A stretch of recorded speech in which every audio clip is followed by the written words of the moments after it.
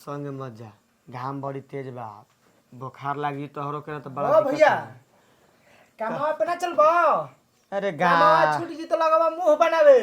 अरे गार मरल सुसन काम के हो सारा बात बीमार पड़ल बानी काले से हम आ तारा काम के बाइले साले बा जा तो ही काम करो हम ना काम करो। रुपया पैसा धर के बेरी टप देना पॉकेट में धर तड़ा चला बुलाओ तड़सन कौन हो तारे के जो तड़सन घुरे ठना हो। ए बेटा हुआ ना जइहा तबीयत खराब बा उनका कह दा घुरे ठाना से ना कि चंदन के स्थिति खराब बा और 2-4 हजार पैसा नी दे ना तो कहला दे। जा तारा पानी चढ़ता देख नहीं की। आई संगे दिरत काम कर तोड़ जे कोली ना कहला जे कि तन चलो घर तोरा कोई नहीं खे त सुई दवाई के लिए चलतनी तारा के लिया के दे देता ना बैठल तो तारा बात बता चलो कपार में दर्द बा हमरा जेम तू जा कपार दबा दो हो चलो सी जल्दी लागा इतना त हमर मर दो हमरा ताव में ना बतिएले हुई जितना तू कहत कि लिया के बैठल अर्जेंट में इनका चलता हमार 50,000 रुपया फंस जी ना जी तो का कर तोरा खातिर जान देस देखो तोरा की तबीयत खराब बा खाना पीना देखो नहीं हम जाई मोई में ना ठीक हमरा आदमी से बढ़ के तार पैसे बा बाना पैसा 50,000 रुपया के बाद बा ना जनता आज हम इनको जान ले ए सब एक तो भगवान जान ले तड़न दूसरे में तू जान लेबे का। चल एक दू पक पिया दे हां चल पहले चल तू ना प्रकाशवा कहाँ सुई दवाई करवावा हमरा के ठीक न आ हम ठीक तन की हो जाइम आ तब तार चल के पैसा हम निकालवा देम आ तब जौन खर्चा बर्चा होई तौन तू कह दिह।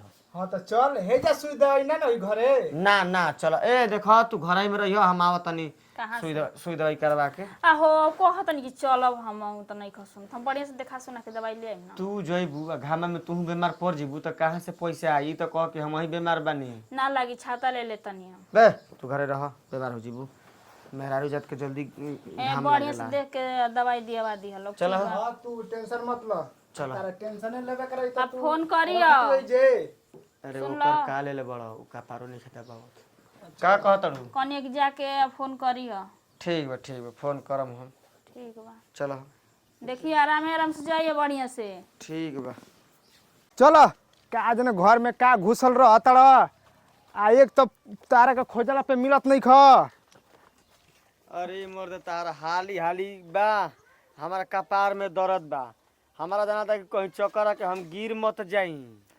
टाइम टेबल से ना जाए जा काम पे तो हमनी के राखी या पैसा ना देही तो टाइम से ना जाए के चाहिए जब देखा तब लेट के ले रहल इनकर का कहता ना हम समझाई के बेरी पैसा फंसल तो ई जान लोग तहन लोग हम छोड़ब ना 4 जगह तोरा चलता फंस गुल बा हमारी 5वां जगह हटे 5 जगह फंसो चाहे 10 जगह फंसो भैया शरीर ठीक रही तबे ना आदमी काम करी। तू हाँ सुकुआरे पर त का करे करते रे कमवा देखो बचा रही जीव न त कतना मिली घी पहले दर दवाई करा लेबे द तबे काम होई बीच काम होई वही ना हम मरम ना जाके हम तो कोनो मतलब नहीं है हमारा। देखो भैया हम लिया के आवत तुरंत करके पानी चढ़ावा के हम लिया के आवत काम पे हां ठीक बा तुरंत लेके आओ तो हम ये कैसे मैनेज करत नहीं चलो जल्दी अब मैनेज कर ले अब हमनी के काम पे ना रखिए सन अगर हमार पैसा फंस गइल तो देखिए तोरा से हम ले ही सूद मुर जोड़ के जो भाल बतार यार हमार जान जाता आ तार पैसा का बाइले सले बाई ने कहत कि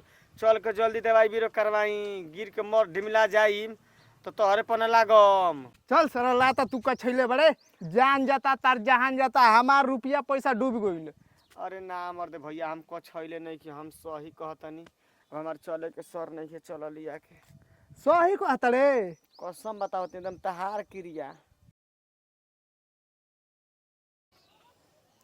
अब सारा गांव में काम ना करब हमारे इतना गांव में पैसा फंस गइल बा ना कि गांव में काम करे लायक हम नहीं छी मुंह देखावे लायक नहीं छी घर परिवार के आदमी बोलत कि पैसा तू का करत रे।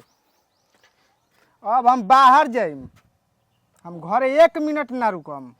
केकरा से तू बतियाव तड़हो ए जे के होये निखे बड़ा तड़ा पगला तड़ा का धीरे धीरे हाँ भैया हमार दिमाग बाहर चलता रुपया पैसा काम करते यहाँ फंसा दे तड़सन देत नहीं खसन।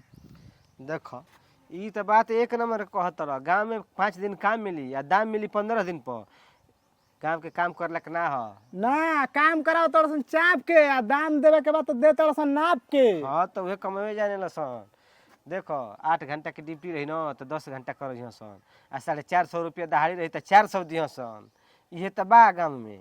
हाँ ई तो बतिया बढ़बे कइल बा तो हम अब जाई बाहर एगो पार्टनर हम जो हते लिया के आजे हम जाई आज हाँ त मदे 5 दिन के बाद चल चलता तो हमहू चलती।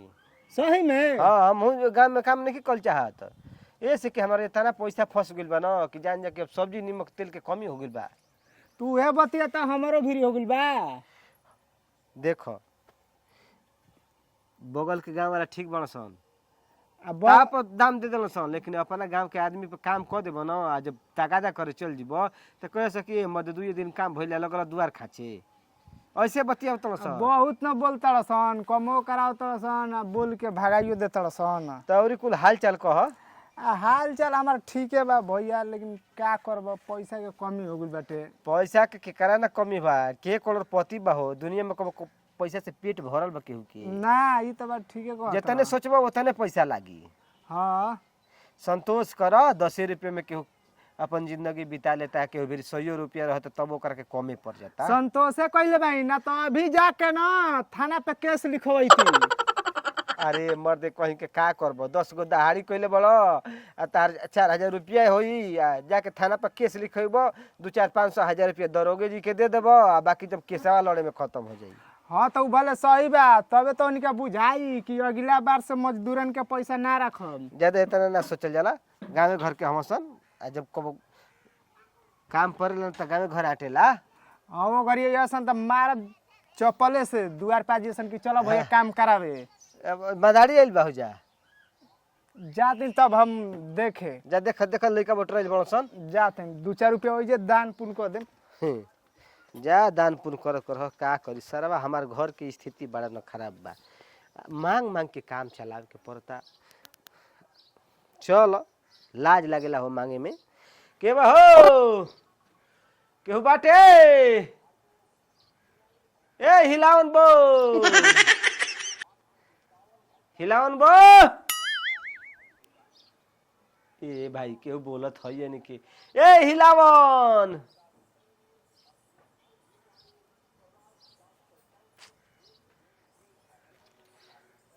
के हाजी हम ही न हई झकझोरन, कामे से आइल बनी, बिना काम के केहू थोड़े जाके दुआरी पर चिल्लाई कुकुर लेखा हो। और तो कमाओ बताए तबे न जानो। हो जाई हमर कमावा, का बोलो तबे ना। घर में मिलिया चल तब न, बहरिया से थोड़े आई। अच्छा लागता। लोग देखी तो कही कि का जन का बतियावत रह स। हाँ बड़ा दिन के बाद तारा घरे आइल बनी। घर दुआर तो रंगवा पुतवा के ठीके करवा दिले बड़ू, भगवान करस के सब के घर दुआर ऐसे ने रहो आ सब आगे बढ़े हो। अच्छा वाली बढ़े के सही बोली कमाओ बोली कैसे भुलाइल भटका लागो नहीं हां। अब मनवे में आइल ह त हम चले नहीं, बड़ा दिन के बाद आइल बनी। मुंह खोले के तना लेकिन खोल तनी, देख माना मत करिए, दे दिह। अरे तो बोली काहे ना देवे लायक रही तो देवे करा। बात तारा लगे हां तो बोली आदमी आजकल न इतना कंजूस मकीचूस हो गइल बना न कि सामान रहते हुए माना कर तो देता। घर घर के कहानी बाटे, आपे अपनी घर में दे दे कुछ हो का है अब पड़ोसी पड़ोसी के काम ना आई हन तो के आई हो। जतना बदरा घर जे देखो से ना जी हमारा भी बस के रहेला न तो हम क्योंकि माना ना करे ना के दे दी ना, जानलू। ना सही बात है। देला से कम थोड़े होला। अरे कबो तू देलो तो कबो वो दे दी, तो लेन देन चलत रहेला। बोली कमाओ बोली तब तार मरद घड़ी का करत रहन हो। कामे धंधा करता ना तनी तबीयत खराब हो गई। अब के मुंह मारो हो, गांव में काम करलक बा हो, सारा काम करा के पैसा देता न सब टाइम पर। ना ऊ जहां कमाओ करे ना ऊ दे देला टाइम। चुप रह, हम पूरा गांव छान मरले बढ़िया, पूरा एरिया छान मरली, कोनो सारा ऐसा नहीं कर सकी टाइम पर पैसा दे दे। तनी तबीयतियो खराब हो गइल बा, जम नहीं लगातार कमाओ कइला से धूप। गांव के आदमी अलगर्जू समझतन, काम करावतन, पैसा दे में लागत 3-5 बढ़ावे। हम सोचले बनी कि गांव में अब काम ना करब, अब जाई बाहर कमाए। हां तो ठीक न रही, बाहर विदेश आदमी रही। आ बढ़िया बा, घाम में काम नहीं करे के, छाहा छाहा काम करे के, बस शरीर भी सही रही। कंपनी कंपनी हाँ हां तो में ठीक रही। कंपनी के काम ठीक न बा। देखो तो इतना मौसम खराब पर चलता, तो खराब है। आदमी बोली कमाओ बोली ना 500-600 के दहाड़ी के चक्कर में लुक मरवा दिया कि 5-6 हजार लग जाई। हम कपड़ा लता खींचे के बड़ी काम बा। दे बड़ा दिन पर तारा घर आईनी या मार तू अगुताए लगलू का, हम तारा से कहीं छोड़ हटाओ तब जा तनी हम ना ही बोलिए भाई गल बनी तो बोली। देखो खिसेबू ना न। अरे का ऐसन बात बाजी की खिसिया ये बता के जान तू खिसिया जेबू तो फूल हमारी इज्जते रह जाई, हमारी बेइज्जत हो जाई। बोली काहे ना तहरा लगे प्याज बाटे। पियाज त बाजी अब पियाज खरीदले ना रही जा आप सब। यही से हम ना मुंह खोलत रही रही तो तहरा लगे अती तनी 5 किलो प्याज दे देना। वाह भल बनिया आपो जी ये आधा 1 किलो 2-4-10 गो नहीं की मांगत 5 किलो मांगत हमें। देखो हितगन मेहमान आवेला मुर्गा मसालम बनत टे जान तड़ू। अब कोचस बाजार करे जाए में सोचे के न पड़ता। हाँ 500 के तेले लाग जाई आ जानते बड़ो के 100 रुपया के 5 किलो प्याज मिलता। हमारा मर्द गइल न त मान ली 500 लगबे गइल 500 रुपया खातिर झंखे लगी दूसरा दुआरी मांगी तो त 5 किलो तनी प्याज दे दे हमरा के। हाँ तो फिर हम तारे के दे देम। अब 5 किलो दे अब एक जना देखिए तब ओकरो खातिर खिसिया। द तोरी के अब ऐचा पैसा खातिर के खिसियाई दिखिए त अच्छा बाटे।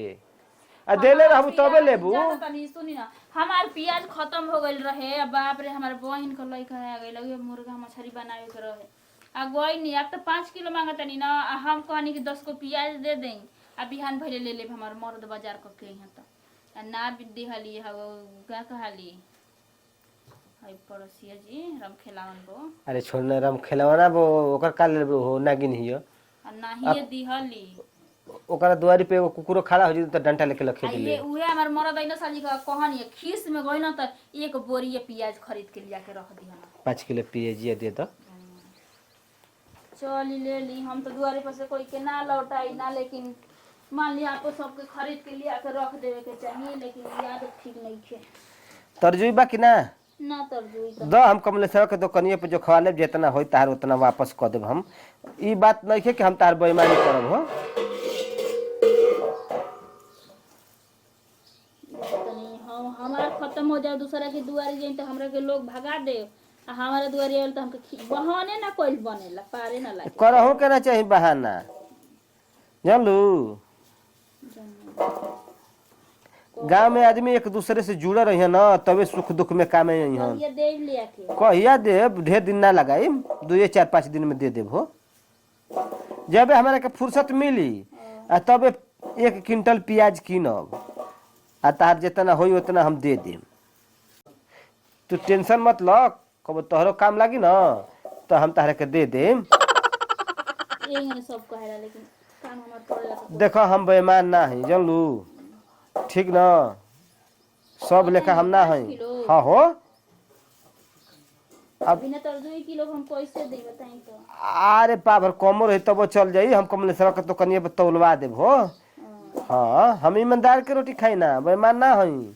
जितना होई उतना तरह के हम बता के आ जब लिया के रही तार लौटावे के रही तो हम उतना दे देम।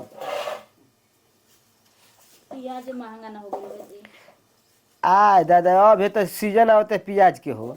अभी तो खेत में कोड़ाई स्टार्ट भइल बा प्याज उहे ना लेकिन देखी तो 5 किलो हो ना गइल ई 5 किलो बा 2.5 किलो प्याजिए बा तो ई तोहरा का लागता। अब ना पले जो खले नहीं खिना जी न पले जो खले नहीं को तो जो खा जाई कुतुए ना लेके जाइब हम। अरे बेसी होई तो बेसी के हम देही काहे के कम दे तारा के बताई हो जाई तो हो गइल जी द बुझाता 4 किलो ले बाटे हां ले 4 किलो ले काम ले कर चाहिए यही में ले के समो का दे दे परत ना हमार मुर्गा मछली में छुआ जी तो दिक्कत होई थार फूल के थरिया बा पूजा पाठ करे वाला बा।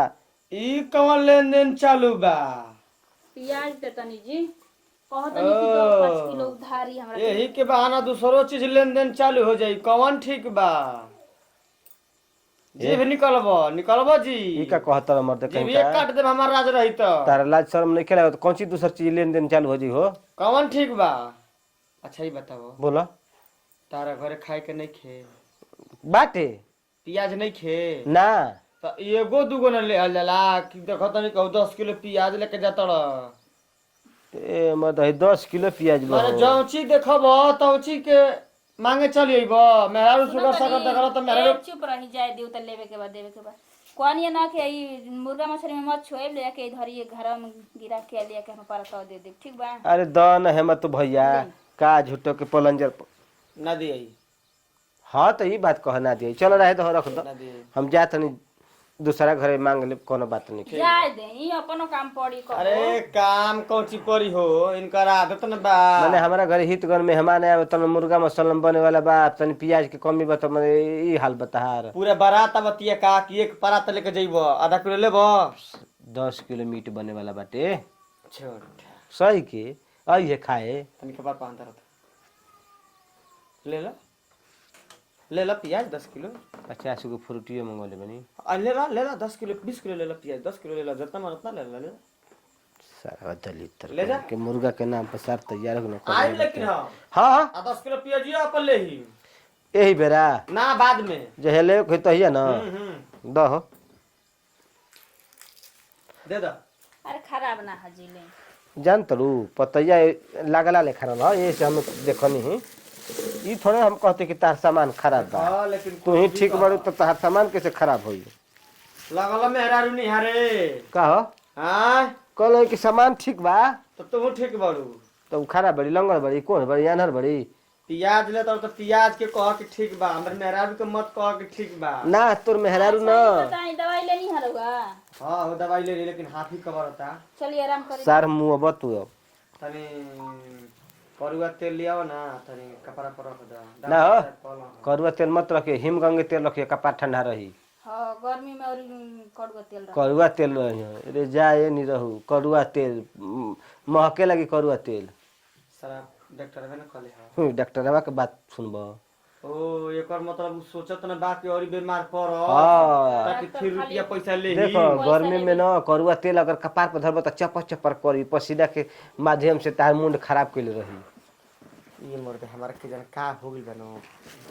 ए हम जात नहीं हो, ठीक हो जाए। आज से 5वां दिन तार प्याज जितना होई उतना हम पहुंचा दे। जेतना कहू 5 किलो बा। ए हम कम ले सर के दुकानिया पे जो खवा दे जाके पूछ लिए तू हो, ऐसा थोड़े हमरे के दलीदर बुझले चल बड़ा। रे चल जो कमरस के दुकान पर देख लीजिए कौन ठीक बा, झूठ बोल दिया तो। नहीं होता ना, 10 को कोई लूट ले। देखो हम इतना छोटा आदमी बनी हो तब का हैं? जाए। हम जाई देख ले। सार मरत ल लेकिन एकदम तार का हम कहीं जाए दो जा ना जाए, तबीयत खराब रहा तो तबीयत ठीक रही तो चल जीती।